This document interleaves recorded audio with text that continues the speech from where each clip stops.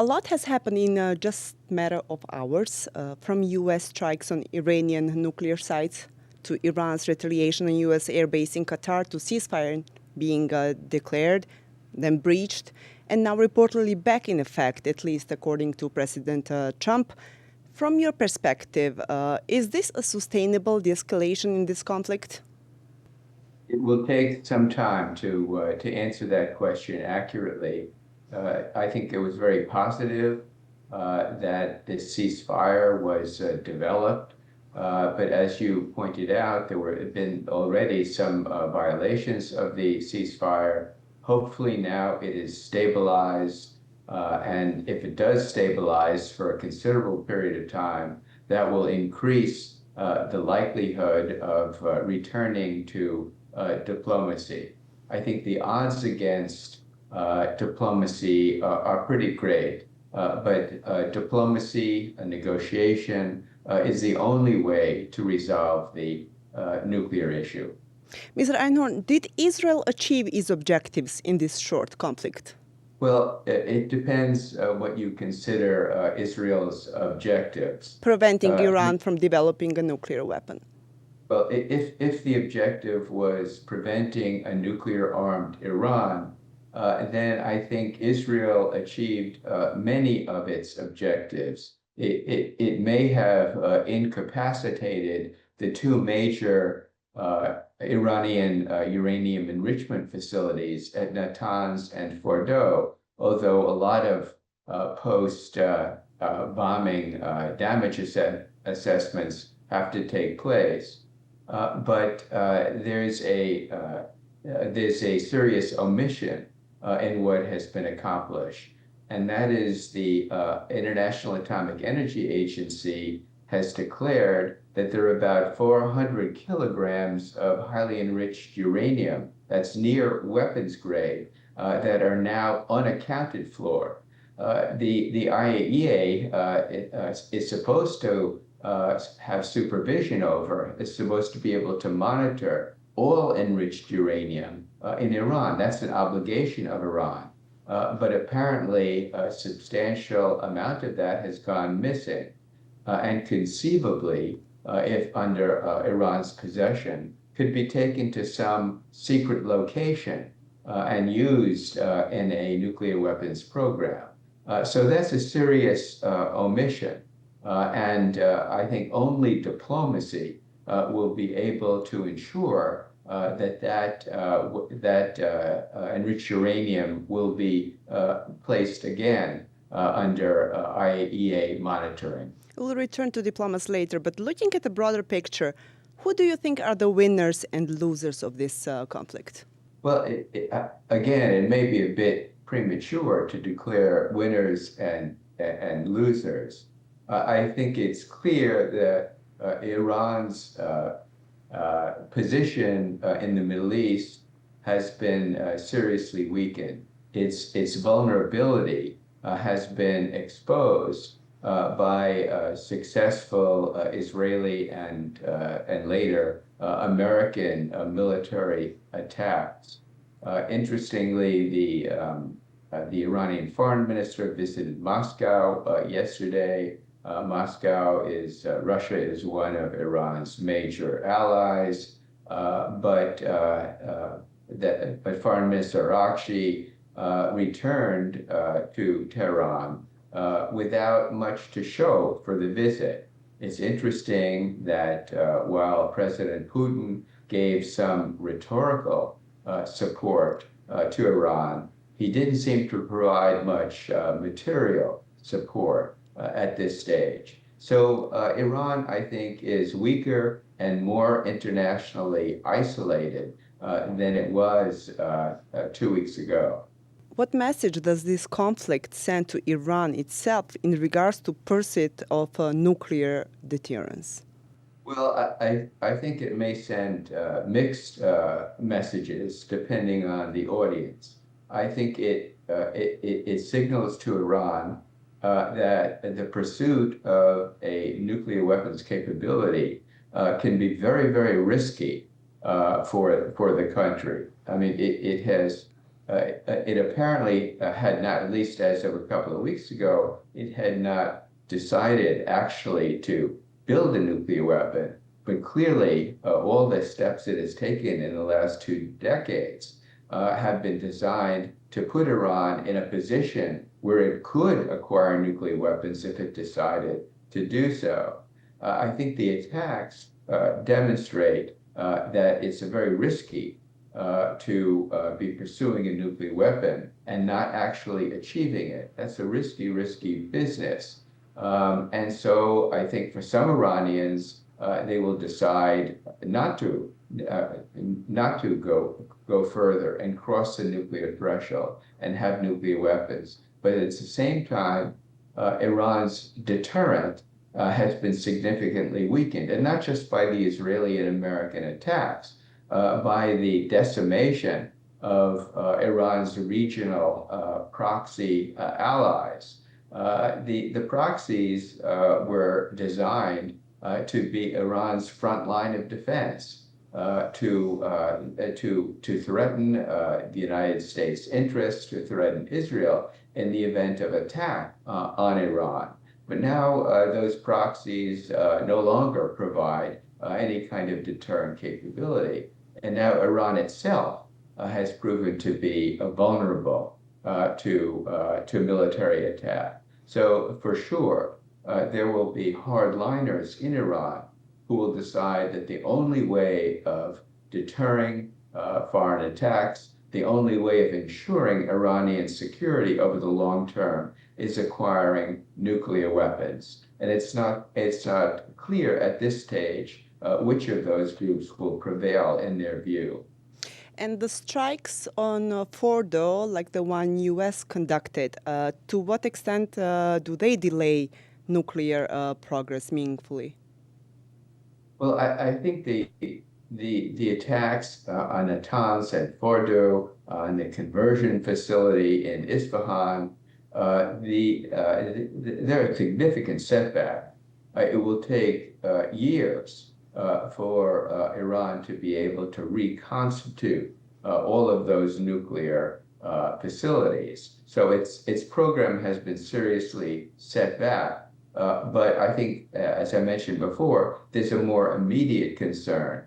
The missing 400 kilograms of highly enriched uranium that could become the basis of a covert nuclear weapons program. And this element cannot be dealt with a military attack. It can only be dealt with through diplomacy. Assuming the ceasefire holds, how do you see the Israel-Iran animosity playing out going forward now? Well, these two regional rivals have tremendous mistrust of one another. This mistrust has only been increased exponentially in the last couple of weeks. So it will be hard. Rebuilding any kind of trust will be hard. The Iranians believe that Israel deceived them. It believed that President Trump colluded with Israel in deceiving the Iranians and lulling them into a false sense of security. So there's plenty of mistrust in the region, and I think it can only be rebuilt step by step and over time. But dialogue, resumption of dialogue is a first step. So yeah, with all this distrust, is there still room for diplomacy? I think diplomacy is the only way to have a stable outcome to the current situation. What do you expect going forward when it comes to diplomacy? Do you think they will continue the negotiations? Do you expect them to reach a new deal? What kind of a deal? Do you expect Iranians to give up on the enrichment of the uranium? What are your expectations in that regard? Well, restarting dialogue may be difficult. I think there will be a number of parties in the region and outside the region who will do everything they can to get diplomacy restarted, to perhaps the Qataris, the Omanis, they've been effective in the past, providing forums and mediators, intermediaries, and I think they will be active in trying to restart the dialogue, perhaps between Foreign Minister Arakshi and U.S. Presidential Envoy Witkoff. It would be useful if that could be resumed, but I think it very much will depend on the ceasefire stabilizing. Let's say ceasefire continues, they start negotiations. What kind of a deal do you foresee that will be accepted for two sides? Well, it's difficult to say, and I think the likelihood of a deal is not very high. There were several rounds, 6 rounds of talks before this most recent military escalation. And during those 6 rounds, one issue turned out to be a major roadblock, and that's the disagreement over uranium enrichment. The United States would like Iran to accept the abandonment of its enrichment program, the so-called zero enrichment option. But the Iranians have been equally adamant that it is critical for them to continue this program, which they assert is strictly peaceful and they're entitled to under the Non-Proliferation Treaty. It's a source of tremendous national pride, and it also, in addition to being a source of pride, it provides an option in the future to resume its nuclear weapons intentions. And so, therefore, the Iranians are very reluctant to give it up. That's going to be a hard issue to resolve. Who do you see coming forward with a compromise? It's hard at this point to envisage a compromise. Various solutions have been suggested. One solution would be to have a regional uranium enrichment consortium that would provide enriched uranium to Iran for its civil nuclear program, provided that Iran abandoned its domestic enrichment program. And other variations have been suggested, but so far none of them have prevailed. So we will see. It will take a lot of creativity and flexibility on both sides to reach an accommodation. So where do you see the dialogue going, the negotiations going? We have two sides on completely opposite ends as a starting point on enrichment. Yeah, no, it's hard to foresee. I think they will have one or more rounds devoted almost exclusively to this issue, to see if a breakthrough is possible. And if it looks like the talks are headed toward deadlock, again, there'll be a resumption of talk about military force, and that would be very unfortunate. Do you believe other nations should be included in those negotiations too? Well, I think eventually other nations will need to be included if negotiations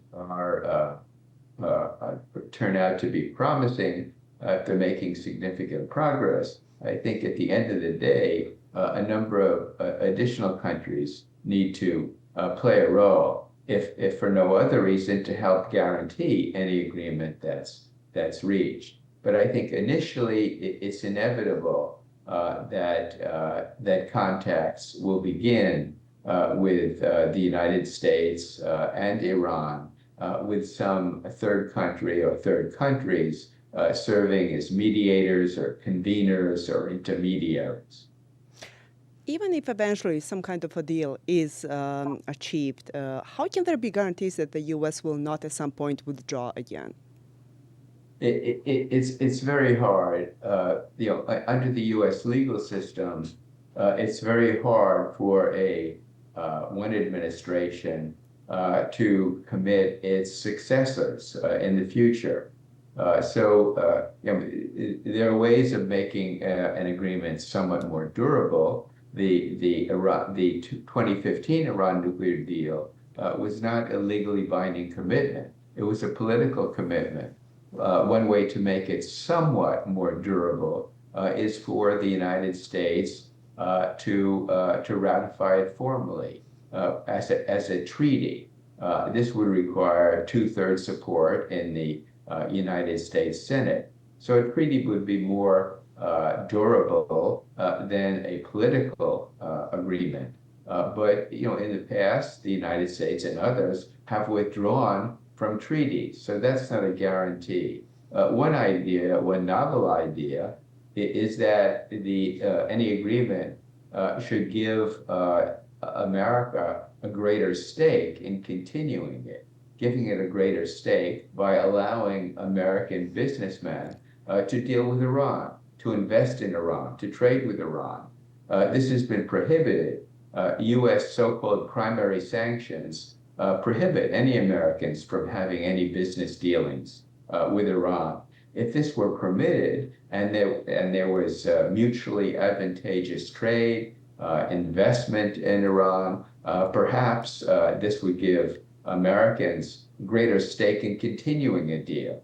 And I think that might be the most promising way of trying to ensure that a future U.S. president would not withdraw from a nuclear deal. Mr. Einhorn, thank you so much for talking to us. You're very welcome. Pleasure to be here.